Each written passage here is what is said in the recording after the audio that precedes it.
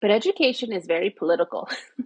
So I think that definitely did kind of help set me up for this. I was, I use a lot of my skill set that I gained as an educator actually in all of my other roles. And it's helpful, I think, just having worked in different school districts that I know a lot more of what's going on kind of in those areas. I would say that I'm a little more connected, and having worked within the disability community, I think it's just given me a different perspective with even just like our everyday workflow of being able to see some of these inequities that when you're in it, you may not be able to see it. So just being able to offer that perspective of education inequities, disability inequities, or just some of these inequities that we see all the time.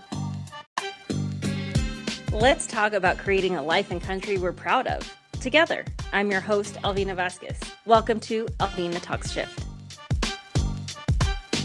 On today's episode, this is a long time coming, is one of my best friends, my sister, my comadre, Elena. Hello. Elena came into my life 10 years ago, which is what we did the math last week and figured out that was true because Facebook reminded us.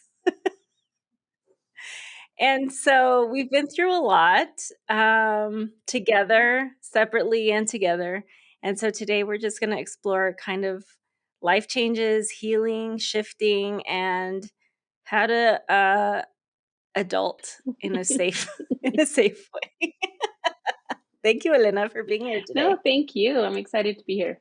10 years, which I know we talked about this last time. It feels like it's been way longer than 10 years.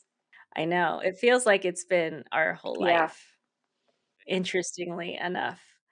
I've never, and I had this conversation with Jamie in another episode, but Jamie was my friend from high school, but I never had like a core group of girls until I got into this career space of the politics and policy, which is crazy because when we're together, we rarely talk about those things now, but I really didn't build super strong like female connections until I was well into my 30s. So I feel like people don't realize that it's okay to not have a best friend Hmm. or best friends until you're 30 because these relationships, although meaningful in your younger years, are the traumas and the experiences that you have as an adult are so much different than when you're a young person. So you need people that have like similar interests, similar values, and are really just there to have your back whenever things fall apart or when things are going really good and you want to have folks to celebrate Yeah, with. definitely. I mean, I think that what is that? Trauma bonding is, it is a It's a thing. thing. It is a thing. We haven't only bonded over Trauma trauma. bonding and then laughing Yeah, about it later. that's just how you get Trauma through it. laughing. Yeah. So when I first met you, you were principal at an elementary school. Yeah. Yeah. I was an assistant principal at an elementary school. You shift like you shifted. You don't do that anymore. What was it? What were the challenges that you faced? What are the challenges that you think educators face? And then what was like the shoe that dropped that made you just make that change? Um, it's so kind of a maybe not so funny story, but as the assistant principal, I was in charge of like discipline and all things safety. Um, and this last weekend, I was at a library for an event that we were doing, and one of the people that I was with, we had to go outside for something, wanted to prop open the door with a rock. And I was like, no, you can't do that. Like, what if someone enters the library? Like all of these Oh, that's true. um scenarios went through my head. And it was at that moment that I realized, I was like, oh, I think I'm maybe slightly traumatized from being in the education world. Our education system is such a different place now than what it was when we were in school. The issues, the concerns, the safety concerns that as educators you deal with on a daily basis was ultimately the reason why I ended up leaving. I remember I was sitting in my office one day and I was like, you know what? I don't want to do this anymore. What am I doing here? I don't want to be here. And I started to look. I knew that safety, security, all of that is such a concern in education. And there's still so much red tape and so many like holes in place and like bottlenecks that you can't do what I feel like I wanted to do. So ultimately it was that just a one day in my office, I was like, I don't want to be here anymore. So then I started So looking. what gave you that confidence? What gave you the confidence to just leave? I don't think it was the confidence. I think I finally just came to it to like I have to go um for my own sanity. I knew I couldn't continue being in the education system. And I was like, hey, I'm gonna channel my inner cat and I'm gonna land on all fours, fingers crossed. Um, if not, I also knew that I was surrounded by so many wonderful people, my family and my friends, that I didn't exactly know what I was going to get into, but I just knew that I couldn't stay in education anymore. Um, and so, yes, I left. A lot of your life has been peppered with social service and volunteer services and contributing to political causes and issues. What were you doing at the time?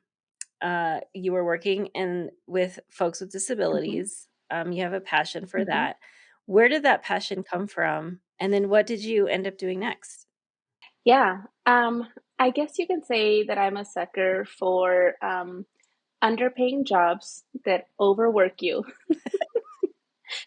It was like, now that I've left education and I was very severely underpaid, I think I want to maintain that lifestyle. So let me go work for a nonprofit.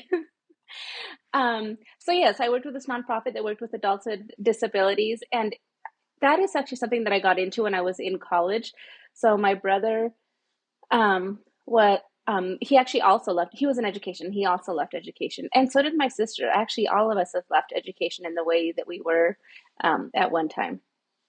But my brother worked with kids who had disabilities. He was an occupational therapist, Mm.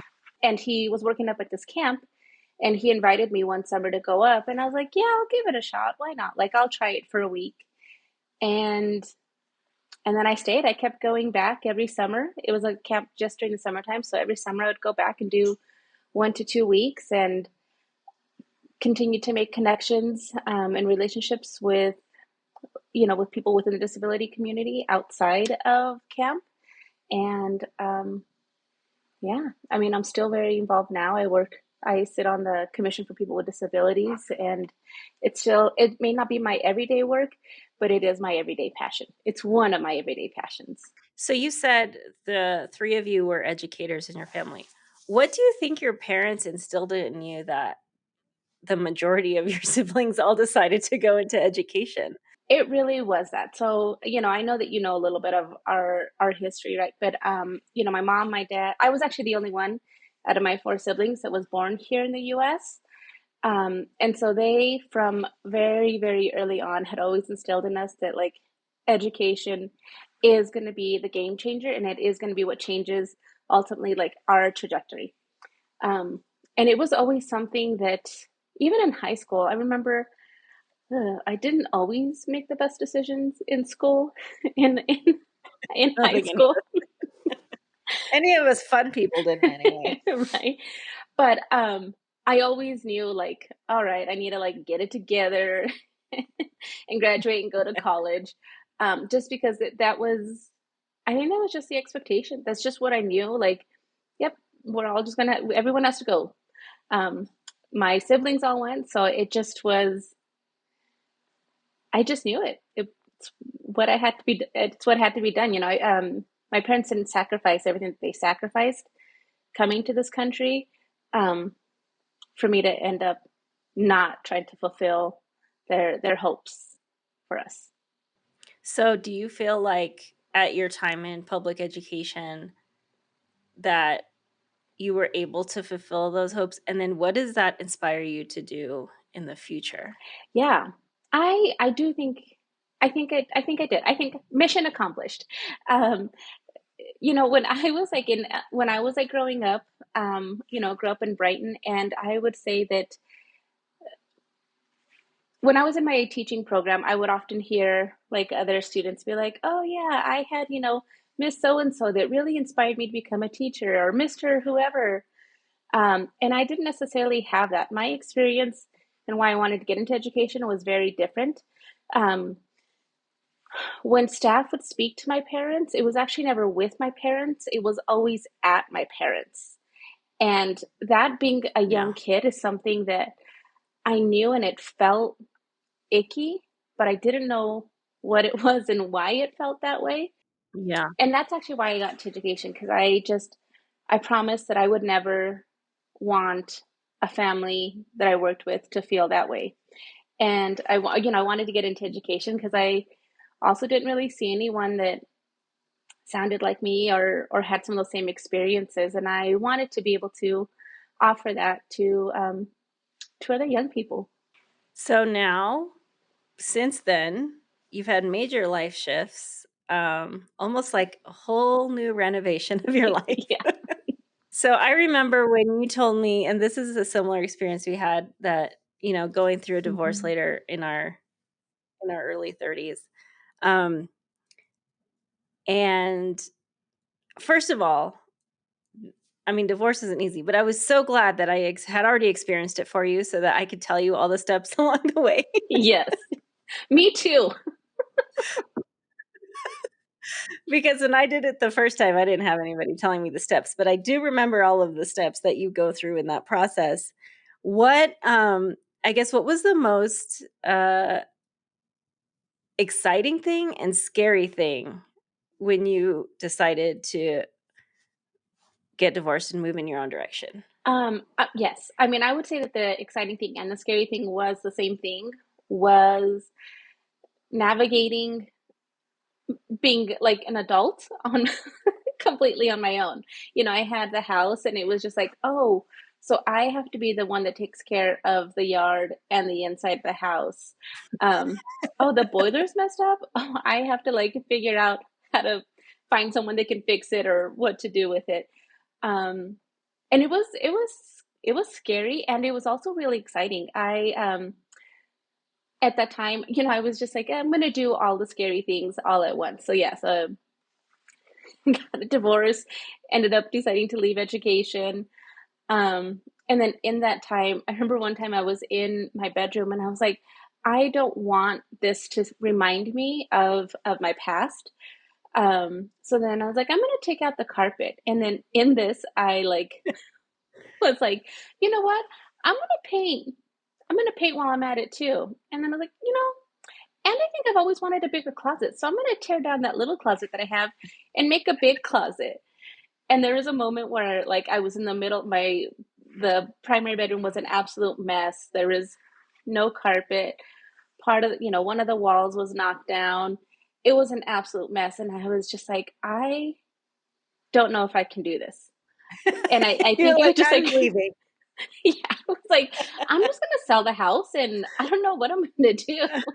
That's funny. When I got divorced, I painted every wall in the house. And so whoever bought it next had to deal with the circus of colors. Like I had green and yellow and red. See, and the house used to be that color, and then I was like, I'm gonna go completely like neutral colors. So even now it's like a light, like blue, grayish, and in the bedroom it's like a gray, two like gray, three gray walls and like one dark, one like charcoal wall. So I was like, I'm doing everything neutral. So what were the biggest, I guess, if somebody were to tell you they're going to go through this process, what would you tell them? What are the big stages that you went through? The very first thing that I would tell them is congratulations. I think that I remember oftentimes when I would tell people that I'm getting divorced and I'd get the, oh, Mm, oh, and I'm like, it was the most annoying thing. Yes, and I was like, I'm not broken. I'm okay. It's gonna be it's fine. fine. And so since then, I have known a couple people that have gotten divorced. My very first thing is congratulations. Um, it's. I'm not gonna say it's gonna be easy because it's not. It's gonna be hard, and you're gonna struggle, and you can do it. You've survived all the way up to this point, and then you made this decision to move forward with your divorce, which is probably the hardest thing. And now you've done that, and now you can reimagine it however you want it to be. So, Congratulations. Let me know what you need. And I share all of those stages with them too. Of like, this is what you're gonna go through.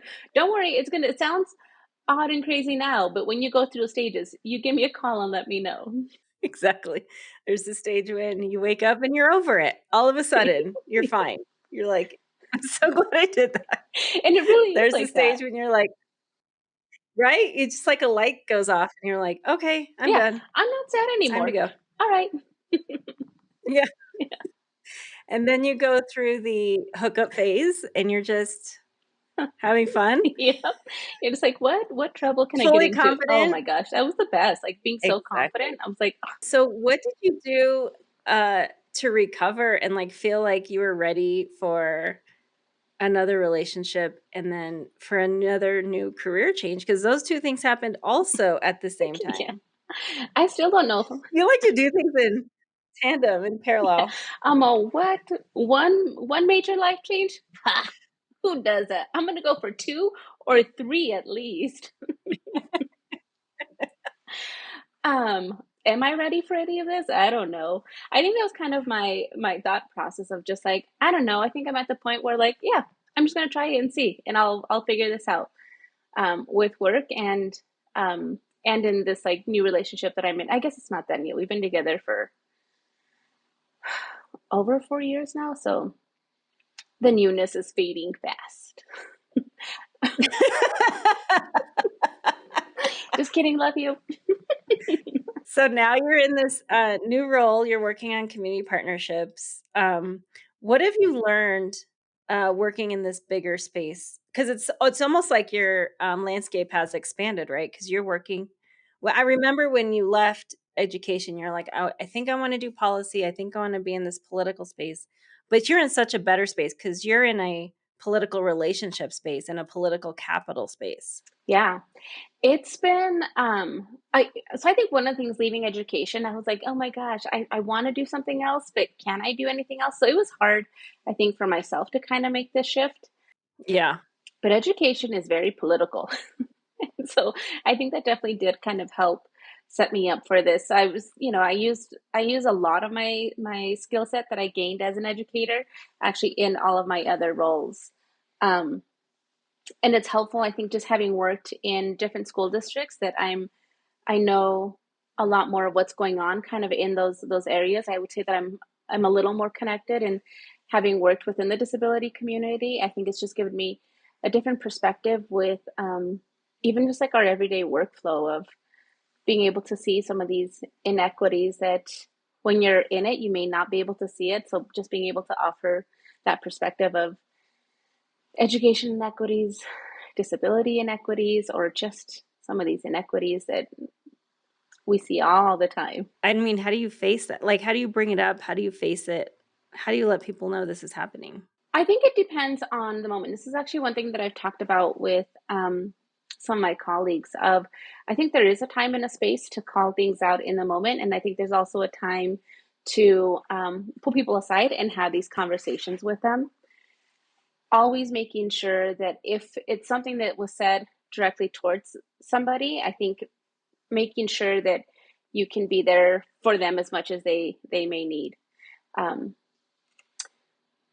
and sometimes I think it's just a matter of even just being kind of like putting it back out there what it is that maybe they have said or some of the ideas they're kind of bringing forward. I think that just helps people to when they hear it coming from someone else, the same things that they're saying, they're like, oh, that doesn't sound that doesn't sound fair. I'm like, you think? That's ins It definitely isn't. And just imagine the way that it landed. I definitely still I believe that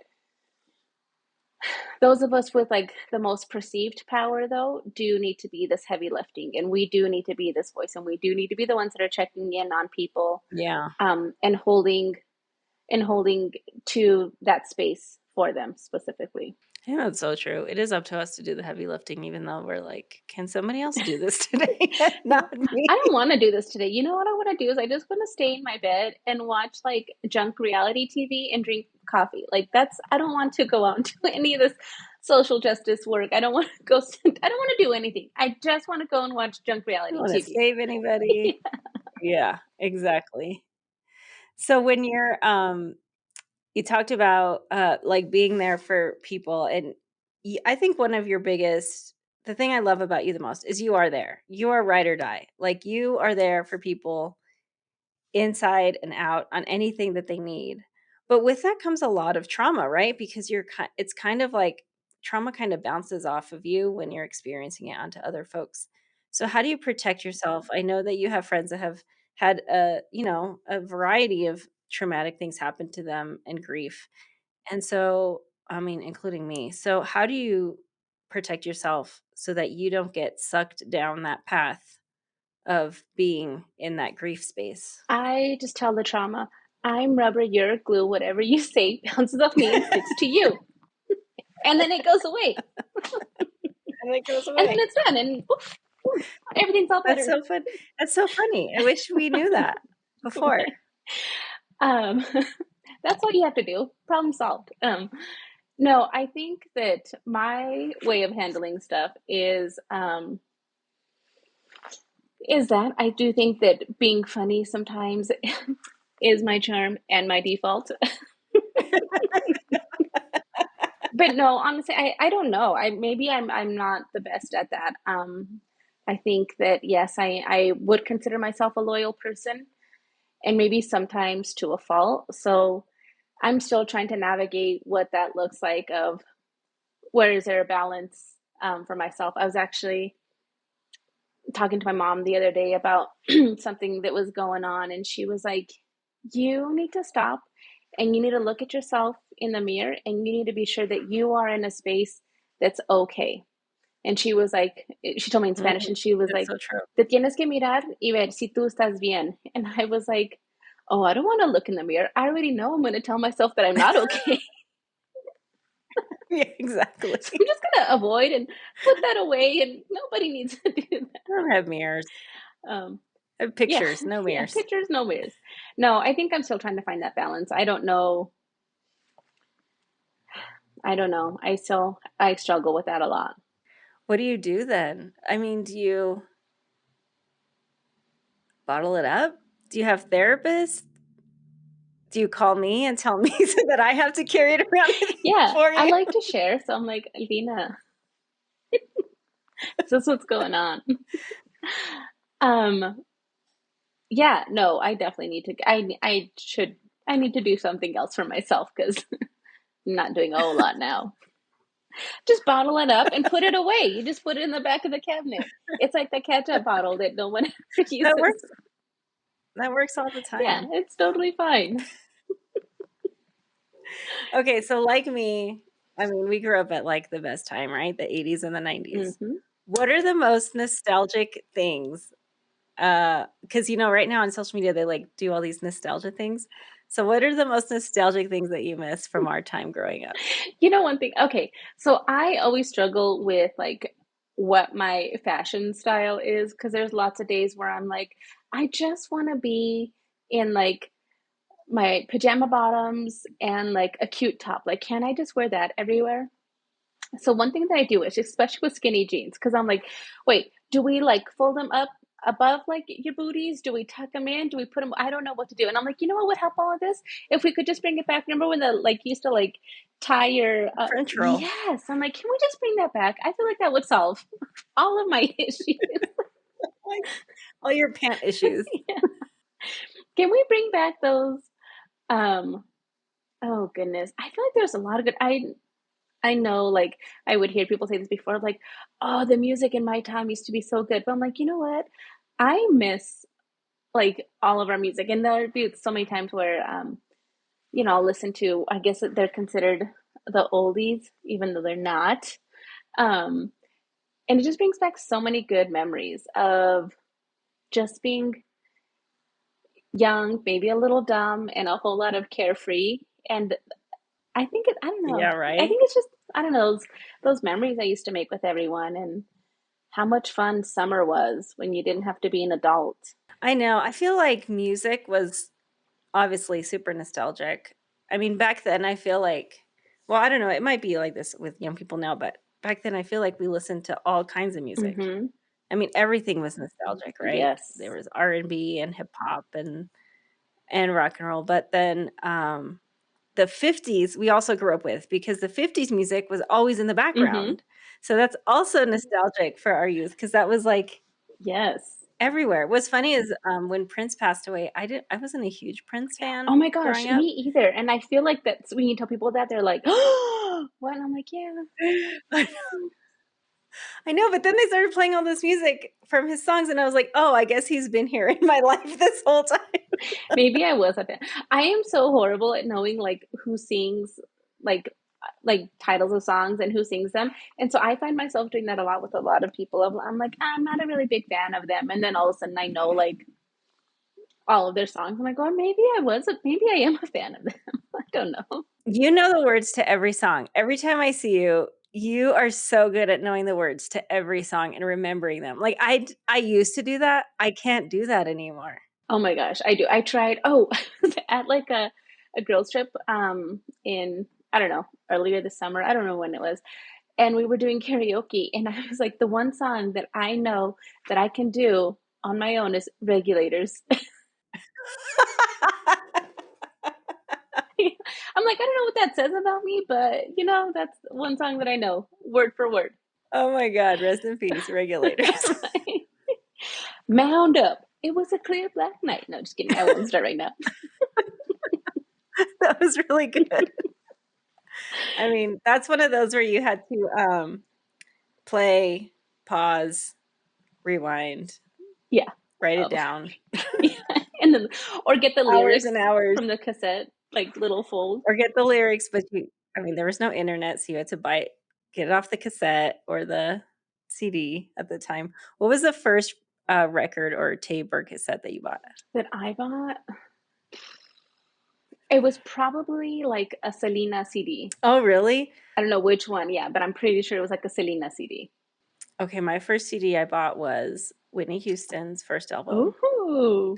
and I bought it in Mexico. There was this, like a disco shop, like a record store across the street from my grandfather's house in Mm-hmm. Mexico, and they used to, the record store used to have a car that would play music, like, on a bullhorn and drive around the block.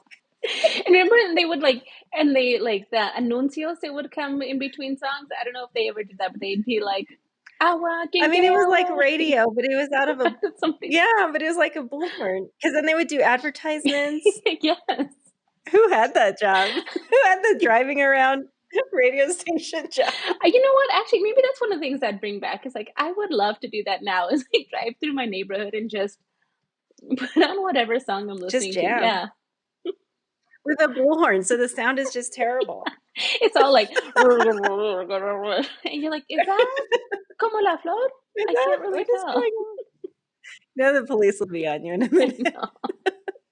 Oh my god, those were the days. Yeah, I feel like mine was it was a cassette tape. It was the one where she doesn't have any hair. Oh, So I think it was her first one. And then there was the Walkman, the yellow one, the sports uh huh. Walkman that everybody had. I had that one. And then there was the, CD players that had no skip, but they still skipped when you walked around with them, so having a Walkman CD, like, never actually made any sense. I was just gonna say that's actually one of the things I'd bring back. The Discman. Like, I'm like now I'm at a point in my Oh, life where yeah. I could afford a Discman, and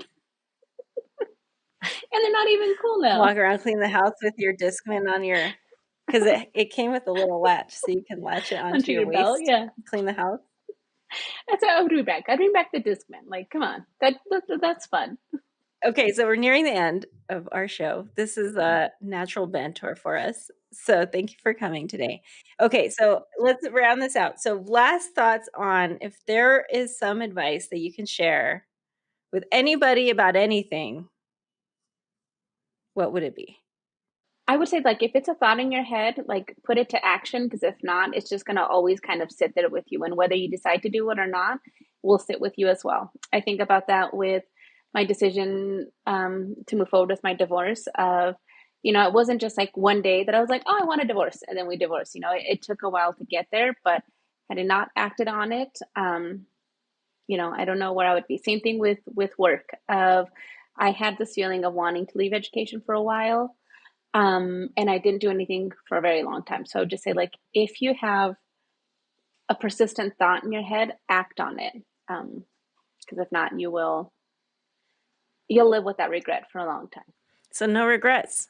No, no regrets. No regrets. That's what I was going to say. No regrets. Yeah. That is going to be our next tattoo. No regrets. No regrets. Awesome. Well, thank you, Elena, for being here today with me. Thank you, Alvina. Thank you for watching Alvina Talks Shift. Please like, share, and subscribe. And as always, engage, empower, evolve. If you liked this episode, or if you want more content like this, go to alvinatalkshift.com or wherever you listen to podcasts.